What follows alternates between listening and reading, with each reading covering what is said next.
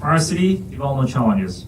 What I'm going to talk about today is what are the challenges in implementing and deploying solutions in the form of a smart city. I work as an associate director of cyber physical systems.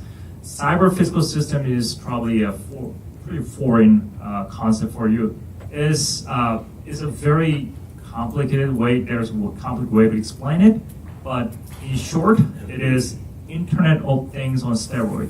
Think of it that way. We're IoT, Internet of Things, is talking about thermostats, sensors, and things like that. Cyber physical systems are connected vehicles, connected airplanes, connected buildings, connected the big nuclear plants, for example. That's what you're talking about. So this is what IoT is. That's how we see it. It's an example. On the bottom, there's a hardware, there's a communications layer, data analytics, and service. The reason this chart is important is a lot of people think IoT is bottom two layer, connecting devices. That's only partially true. And that, frankly, there are not a whole lot of money to be made down there. Because, by the way, this hardware may actually include autonomous vehicles as well. So think about it. If you have autonomous vehicles or electric vehicles out there, are you going to buy twice more cars? Well, no. I'm going to drive my car until it goes 100,000 miles. So it's not like you are developing completely new market. You are essentially replacing existing market with a different technology. So what is the real new market that new money can be made? That's where startups are extremely interested, right? That's where you can create competitive advantage over large companies that is already established. That's where the here is. Services, new services. George talked about connecting things and creating real value. You saw the whole diagram of the city. But when you connect these things, sometimes, not sometimes, you can do something you were not able to do before. Data analytics create the value out of it and make decisions and feed that information back to the system. And that's why the information goes up and down. That's data analytics, big data, so on. All right? Whole ecosystem is IoT. If you apply this whole concept to a city or a community, that becomes a smart city. What is the problem with smart city? At the end of the day, it's not necessarily a technology issue. Yes, there is a technology issue. There are technology issues. But really, it comes down to replicability and scalability. Here's why. There are a lot of smart city projects out there. There's cities, and they're all doing some kind of smart city projects. Most of the projects are one-off projects, very much custom tailored. They have a project plan that comes in and build things from bottom up. Okay. The problem is, in this kind of environment, you can only see incremental improvements in the deployments. Where you should actually see exponential growth. You don't see that because everybody is doing custom tailored stuff. You're going to never see exponential growth in that kind of situation. Cities are not happy because they cannot leverage each other's investment. Companies are not happy because every time they want to sell something to a city, they have to redesign the system. All right?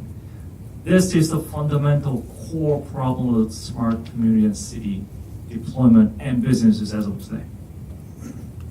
So, essentially, there's no economy of scale. So, how do we how do we overcome the problem? There are many different ways of doing it, but this is one way to doing it. And that's kind of program that I'm running at NIST. Instead of each city working with each company one another, why don't we bring multiple cities and multiple companies, multiple universities together, coalesce around through topics, and let them develop solutions based on common requirements. And whatever comes out of this, probably not going to be able to be a perfect solution for every city in the world, but it's probably going to cover maybe some like 70%, for example. That's a good start, instead of doing everything one by one. So that's the point. So we bring these cities, we bring companies and university nonprofits, coalesce around these kind of topics and create teams and create replicable, scalable, and interoperable solutions. Now, once we do this, next step is bring them these kind of what we call action clusters. They're clusters together and create what we call super clusters with a similar shared topics. Why do we do this? Once you have a solution for autonomous vehicles, traffic congestion, these are just examples, right? And then at some point, these traffic congestion systems have to work with a smart parking system. An autonomous vehicle system at some point has to work with a smart lighting system. Okay, so it's not an individual silos, it has to be a system of systems. That also needs to be figured out. That's why we are bringing this super cluster. So we've been doing this for the last 3 years. We incubated about 150 teams in participation from about 160 cities around the world. By the way, one important piece of information that we all have to keep in mind, when we talk about smart city, we are not just talking about big cities like New York City or Washington, D.C. or San Francisco. That's good size market. However, if you look at those kind of big size, how many big cities do you think you have in the United States over, say, 1 million or 2 million or even 5 million people? There are very few. And all these companies are just competing for those cities. 95% of the cities are less than that. And that's where the trick is. If you want to really come with this, if you can come with a scalable, replicable solution, then now you can start attacking these medium and smaller size cities. All right? That's where the market is. So I'm just thinking there. Because of that, there are smaller cities, and that's like international cities as well. Because if you come with a solution, you better design it to be global. U.S. is a big market, but guess what? 95% of the world population lives outside of the U.S. Seriously. So think about it. So we do this. We nurture and incubate these projects. And then every year we do something called Expo, and actually George is part of one of the session lead of one of the super clusters. And this year we're going to do it August 28th and 29th in Washington D.C. Convention Center.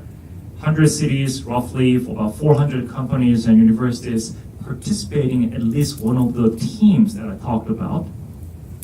Roughly a couple thousand people last year. This year we are looking at that.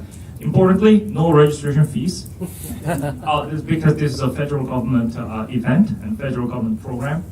Essentially, you guys are all paying taxes, so you guys are all paying for it anyway. All right, so that's how we see it.